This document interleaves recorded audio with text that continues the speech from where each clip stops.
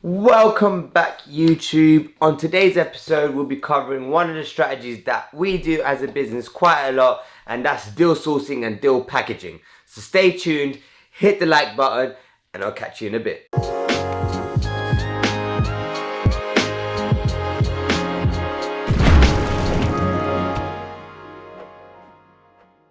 Right, to get straight into the video, deal packaging, for those that don't know what it is finding a really good deal from either a developer or someone that's looking to sell, a vendor, and actually selling it on to an investor, someone that's looking for a really good deal. Sort of like an agent in between the buyer and the seller, right? The reason we got into this was because we were always looking for development sites, running appraisals on a number of development sites, day in, day out, and I felt like the ones that didn't work for us, I was just wasting my time on them. So what I decided to do was, like, even though those sites weren't working for myself and my business partners, I thought, why not start selling those on to other people? And that's when we started doing the sort of deal sourcing, deal packaging sort of side of things. But to get into the video, and there's 4 main things you gotta do to be a deal sourcer, right? So firstly, you gotta have deals. Well, kind of self-explanatory, right? It's in the name, deal packaging. You gotta have the deals. So you gotta go out there, talk to agents, talk to architects, you can talk to planning consultants, you can go down the planning portal and actually find new developments that could actually be sold as block. Another way to find deals, and it's a new way that we've actually started implementing as well, is using these land mapping softwares such as Nimbus and Land Insight, and for the bigger things and bigger commercial stuff, there's a company called Dacha that are amazing, right? So check these guys out as well. Obviously you got to pay them for the use of their software, but I think initially just sticking to the planning consultant and architects and going out there speaking to agents and finding deals is the best way to get it done. Even LinkedIn, social media is amazing. I found so many deals and found so many contacts that are looking to get rid of stuff over LinkedIn. Secondly, what we need is investors. Of course, we need someone to sell the deals to, right? So now you want to go to networking events.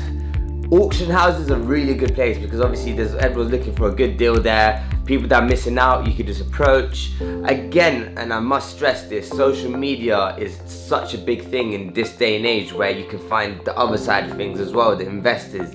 People who invest in the name are looking for deals. Just go through it. Put out posts.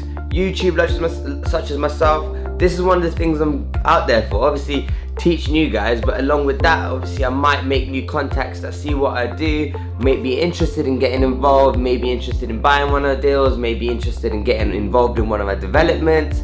So it's very important to get yourself out there. The main thing is go out there and tell everyone what you're doing. I'm a deal packager, I'm a developer. This is regardless of strategy, just let everyone know who you are and what you do, and people will start coming to you.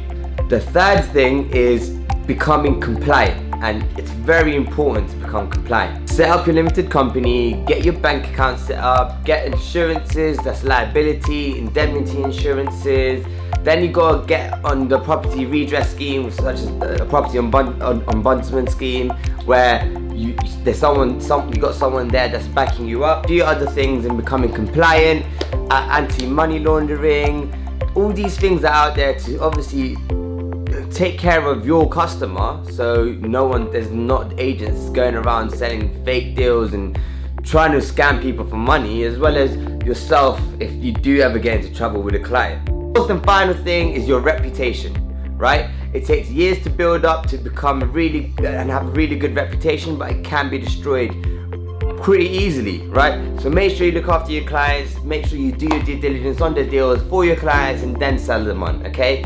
Reputation can be piggybacked, sort of, as to say, on other deal sources. So if you want to build a reputation up and you're struggling at the beginning, start partnering up with other deal sources. Maybe some people have buyers, maybe they don't have deals, so you can bring the deals, or you can bring the investors and people don't have to people that have the deals. So these are a number of things that you can obviously partner up with people, and I genuinely, and I state this a lot, but partnership is amazing and the greatest thing in property, and it does propel you further and faster.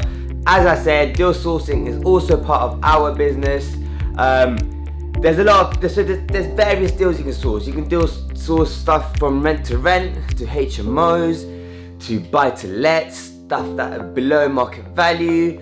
But we predominantly, as Keystone Ventures, work on off-market is a tricky word, but we work on deals and opportunities that are usually land-based. So land development deals that have no planning, stuff that does have planning and has been implemented, or stuff that's like in between works, all the way up to entire block forward purchases and disposals. So after a developer has built up, say, 50 units, we help them get rid of the entire thing to one of the bigger funds or investors that have a big load of cash at, say, 15-10% below market value. Whatever you do in property, I think deal sourcing can be a secondary strategy, because you're always looking at these deals, the best deals you can take in for yourself. So for buy-to-lets and HMOs and stuff, you take the best deals for yourself.